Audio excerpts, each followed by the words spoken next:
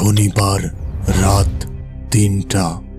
Phone থেকে এক অদ্ভুত মিউজিক শুরু হলো এবং সাথে সাথে ঘুম ভেঙে গেল নাজিমের।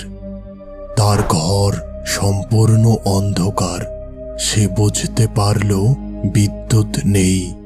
প্রতি শনিবার রাত ঠিক ৩টায় এইভাবেই তার ঘুম ভেঙে যায়। তাই এই ব্যাপারটা তার কাছে খুব পরিচিত।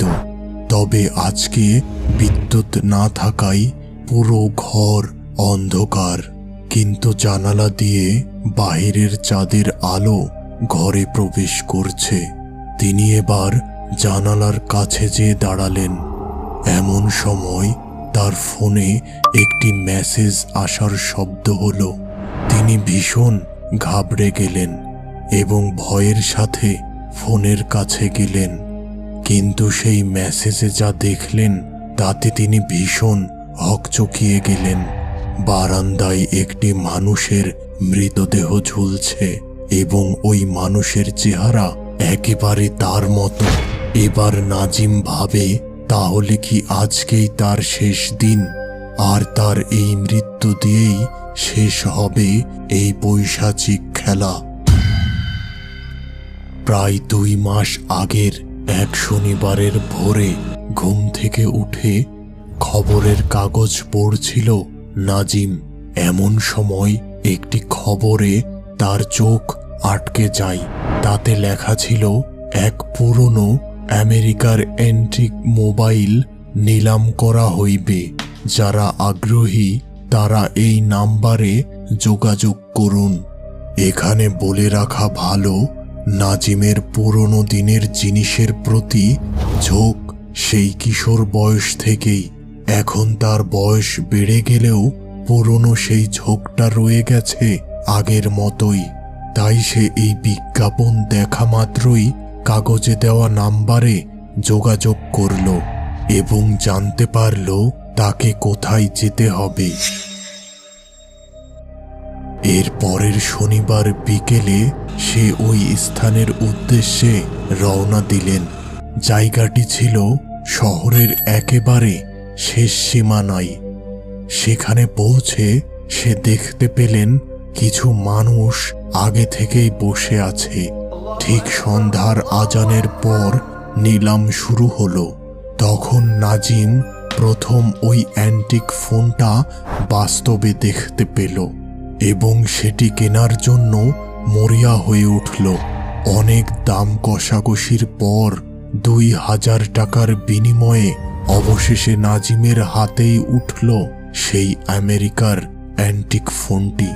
ফোনটির রং একেবারে কালো, অন্য ফোনগুলো থেকে একটু বড়, এবং এর মূল আকর্ষণ ফোনটির পিছনে ক্যামেরা না থাকলেও সামনে একটি ক্যামেরা আছে, যা অন্যগুলোর থেকে এই ফোনটিকে বিশেষভাবে আলাদা করে।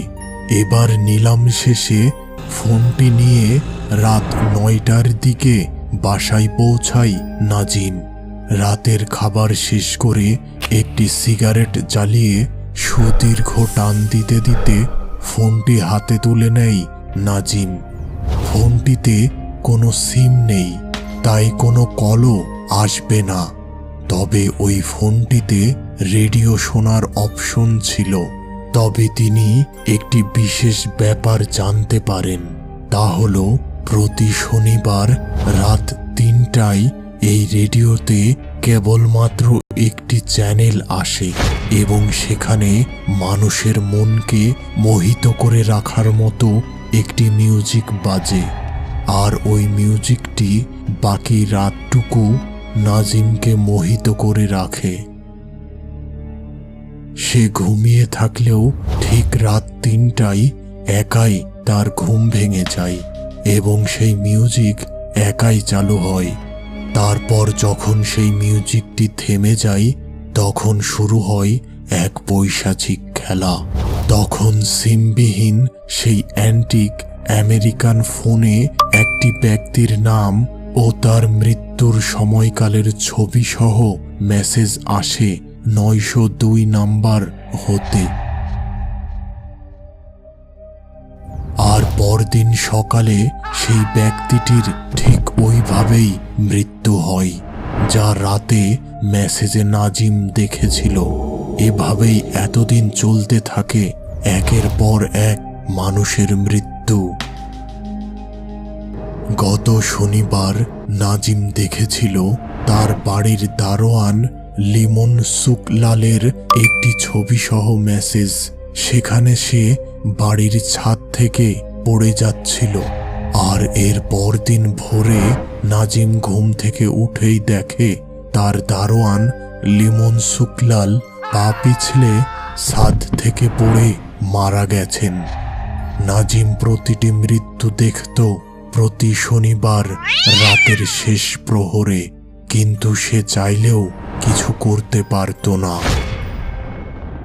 কতবার সে চেষ্টা করেছে ওই অপয়া ফোনটির হাত থেকে মুক্তি পাওয়ার, কিন্তু ফোনটি সে যেখানেই ফেলে আসুক বা যতবার ভেঙে ফেলুক, বাসায় আসার পর সেই ফোনটিকে আবার তার বিছানায় দেখতে পেত। তাই আর সে এখন এইসব বৃথা চেষ্টা করে না। এখন শুধু অপেক্ষা প্রতি শনিবারের কাল রাত্রির জন্য। কিন্তু এই শনিবার সে মেসেজে তার ছবি ও নাম দেখতে পায়।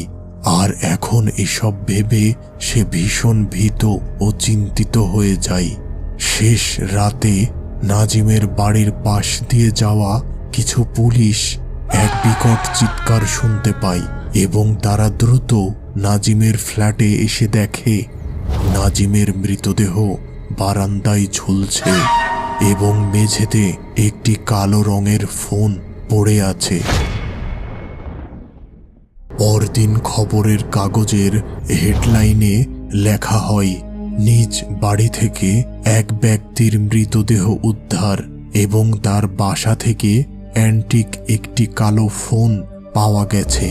ফোনটির বিশেষ ব্যাপার হলো এর পিছনে ক্যামেরা না থাকলেও সামনে একটি ক্যামেরা আছে এবং সরকারের সিদ্ধান্তে এই ফোনটির নিলাম করা হবে।